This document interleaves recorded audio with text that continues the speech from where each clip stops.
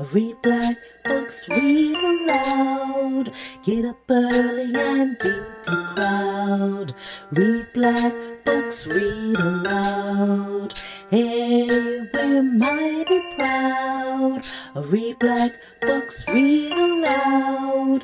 Get up early and beat the crowd. Read black books, read aloud. Presented by the Hurston Wright Foundation.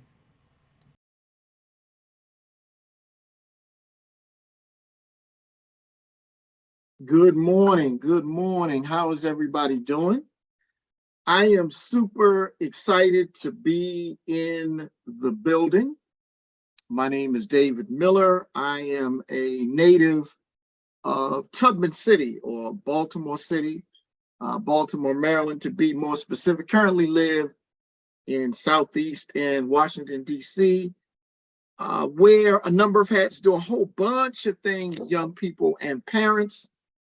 My first love is creating unique storylines, exciting storylines, fun storylines, creative storybooks. I always tell parents that part of my mission is to compete with technology, because even children as young as 5 and 6 years old have iPhones. So my job is to create fun, magical, interesting stories to convince parents and children to pick up a book versus picking up your cell phone.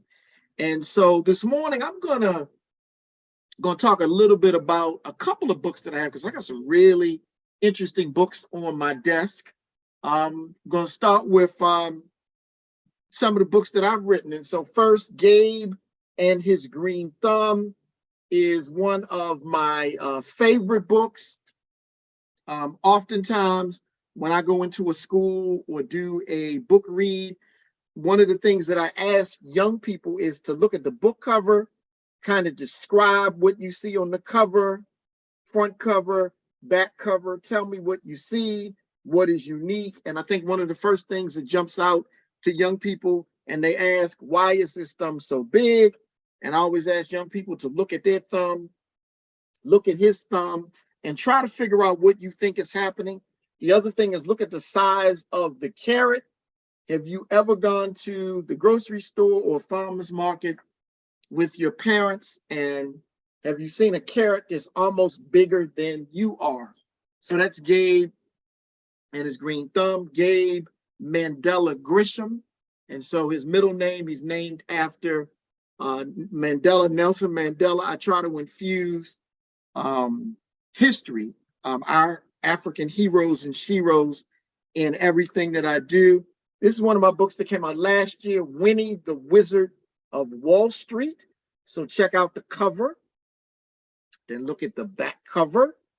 And Winnie is named after the shero Winnie Mandela, but it's an interesting story because the story is dedicated to Magdalena Walker. Magdalena Walker was the first Black woman, or first Black person to own and operate a bank, 1903, Richmond, Virginia. So parents, take your children to visit the Magdalena Walker Museum, Richmond, Virginia. There's a large statue of Magdalena Walker on Broad Street, and the museum is actually on 2nd Street. Sister owned a bank in 1903. And so super cool story. Again, Winnie the Wizard of Wall Street. If you want to teach your children about financial literacy, for the children, who loves money? Who likes money? There's nothing wrong with money. It's what you do with it. And then in the back, there's a resource guide for parents if they want to begin helping their children identify stocks and bonds and beginning that investment process. Chef Toussaint, another one of my favorite books, honoring the Haitian revolutionary Toussaint Louverture. So y'all seeing a theme here with the names and titles of some of these books. He is a 9-year-old master chef. He's 9 years old. He's already been on the cooking channel, and his food is in restaurants all over the country. And in the back of the book, parents and young people, there are recipes. So if you want to throw down in the kitchen with your children, there's a recipe for black-eyed peas. There's a recipe. I don't even know if children like black-eyed peas. There's a recipe for 4-cheese lasagna, and there's a recipe on apple cinnamon French toast. So that is Chef Tucson. We also have, these are all of the books that I've written, Brooklyn's Finest, and it's about a family in the Brownsville section of Brooklyn, New York, where the young people, the son and the daughter, discovered that a vacant lot across the street from their home has turned into a dumping ground. So they organize the community and they clean up the old tires, as you can see. Check out the bold illustrations, throw away all of the trash, and they turn that into an organic farm to feed the community. And so, again, you'll find I come up with very creative storylines, bold illustrations. Shout out to my illustrator, CJ Love, young brother out of Baltimore. He graduated from MICA, the art college in Baltimore. The two lead characters in this story, the young man is Booker Taliaferro Washington Greene. So he's named after that great freedom fighter who we don't talk about enough, which is Booker T. Washington, and his sister, Akosawa Greene. Akosawa is Akan, part of the Akan naming tradition in Ghana. And I believe, if memory serves me correctly, because I wrote this a couple of years ago, Akosawa means a Wednesday born child. And so my new book, which I'm super excited about, and you guys can go to my website, iamdavidmiller.com, iamdavidmiller.com. You can go to my website and you can check out some of my other books. I'm always amazed, y'all, that particularly for the adults, super quickly, and then I'll go to the book, that we live in a time where we celebrate Juneteenth, but we ban books. And the ideological confusion behind we're banning books, but we celebrating Juneteenth as a federal holiday. And so, y'all, we have work to do. I think that books have the power to save lives. The autobiography of Malcolm X literally saved my life. Reading about James Baldwin, Richard Wright, Ralph Ellison, County Cullen, Toni Morrison. I mean, you just name it. Books really saved my life. I hated school, children, young people. I literally hated school, but books were the thing that kind of kept me going. And so to the parents, I want you to consider buying books as gifts, birthday presents, holidays.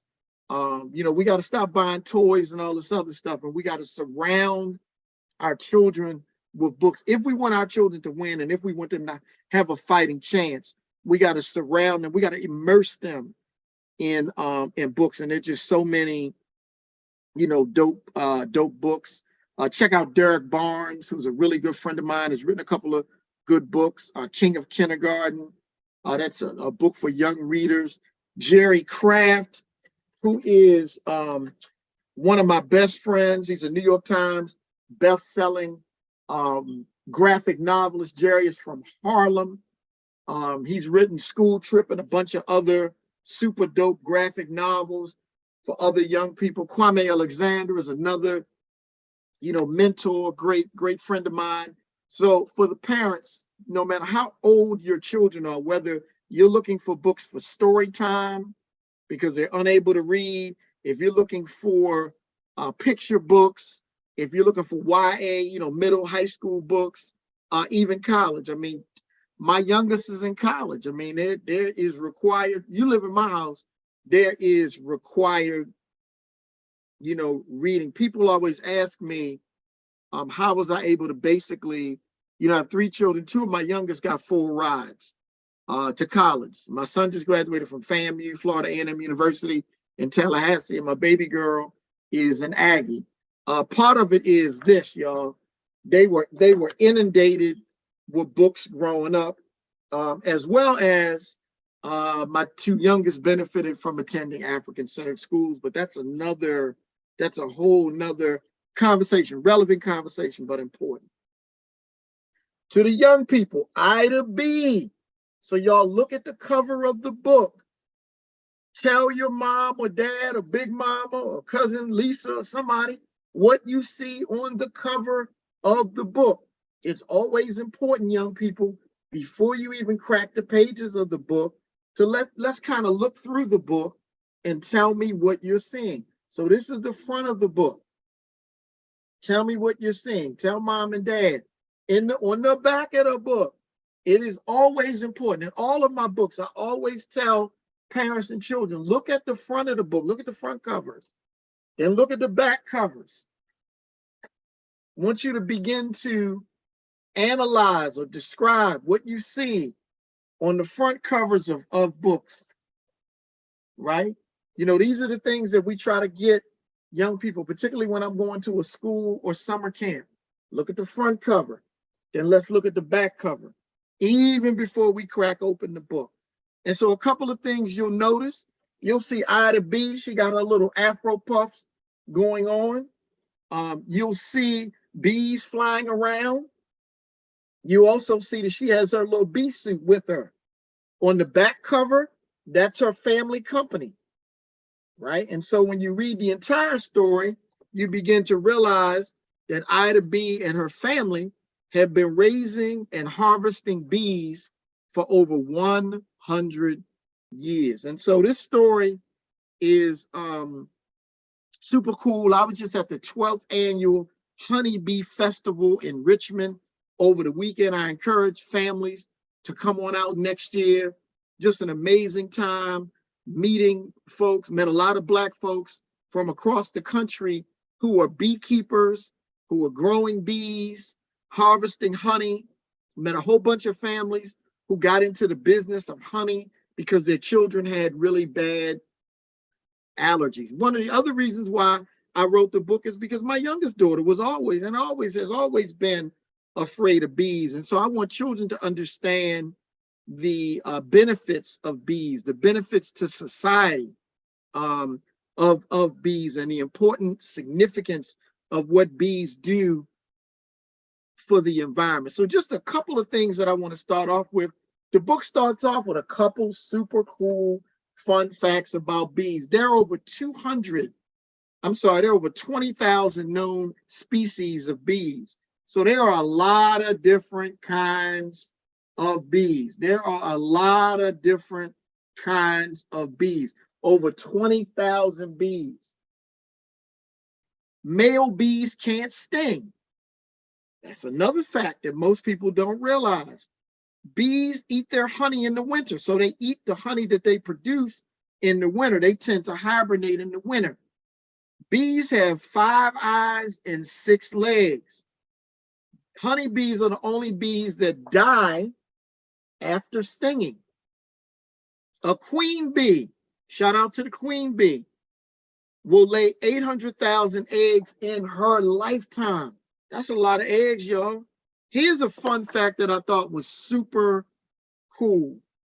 Bees can fly up to 15 to 20 miles an hour. I know people who can't run that fast. So a bee flying can outrun a man, can outfly a man. Bees are deaf, so they communicate by dancing. If you ever look at images or video of a hive, you see the bees are always moving around. Bees can predict when rain is coming, and a beehive can house up to 80,000 bees. A question or something that I want families to think about: what are the health benefits of honey for children? We know that research has shown that honey helps fight colds and strengthens the immune system. So to the parents, we talk about the medicinal purposes of bees. So let's kind of jump into the story. I probably won't read the entire story because I think I got about 10 more minutes. Probably won't read the entire story, but I'm gonna give you a taste and would love for you to pick up a signed copy of the book And my other books, I will be at, Sankofa Books tomorrow at 10 a.m. But you can always jump on my website and check out some of my books. Thunder and lightning woke me up last night. The wind shook our house and the rain bounced off the windows. It's hard for me to sleep on rainy nights like last night. The alarm goes off at 5:30 a.m. every Saturday and Sunday at my house. I know that's super early, and you're probably asking me why. See, I'm not a morning person. I don't like getting up that early. That's because we pack the van with boxes of jars and honey and take off to the farmer's market. The market opens at 7 a.m. sharp. When you're traveling with my dad, we are never late. To the parents, you will always find Black fathers in my books. Fathers tend to be written out of children's literature. So you always see a strong influence of family, but you definitely see Black fathers represented in my children's books. As usual, I wake up to banging pots and pans in the kitchen. Boom, bang, bam. I rolled out of bed, rubbing my eyes, and headed to the kitchen to eat breakfast. I felt like I was sleepwalking. Fresh honey poured over my oatmeal for breakfast is always a treat. Orange juice plus wheat toast and strawberries on a small plate make it a great meal.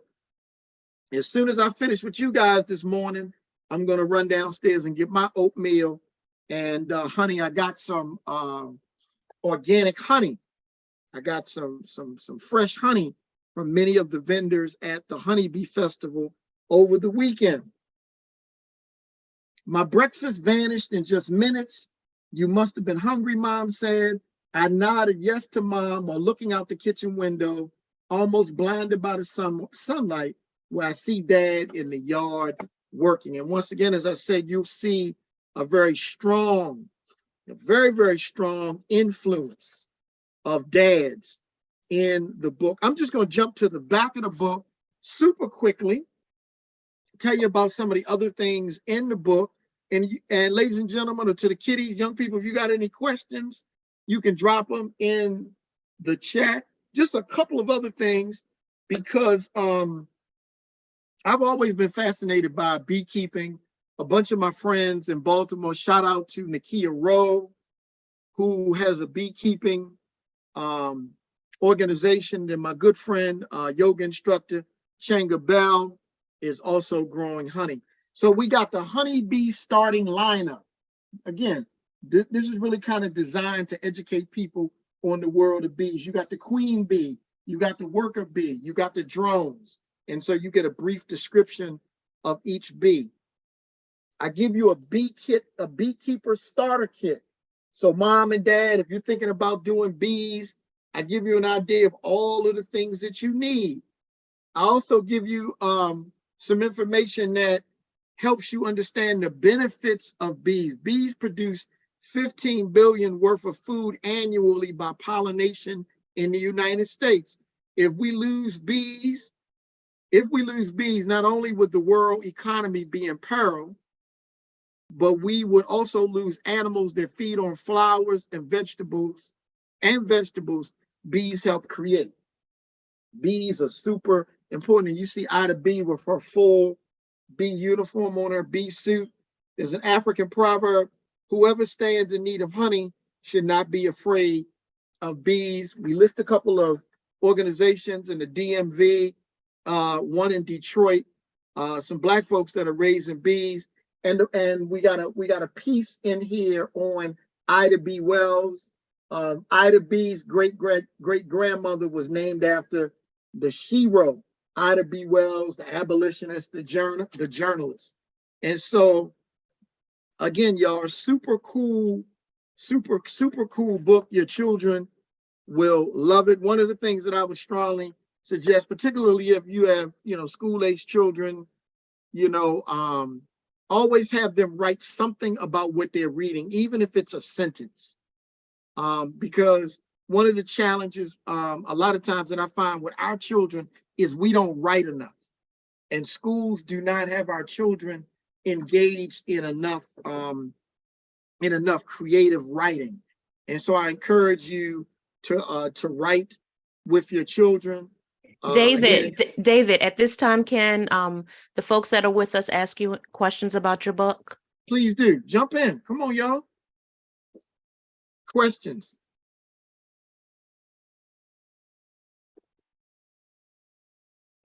I have a question in terms of are all of these books available on Amazon, or are they only available on your website?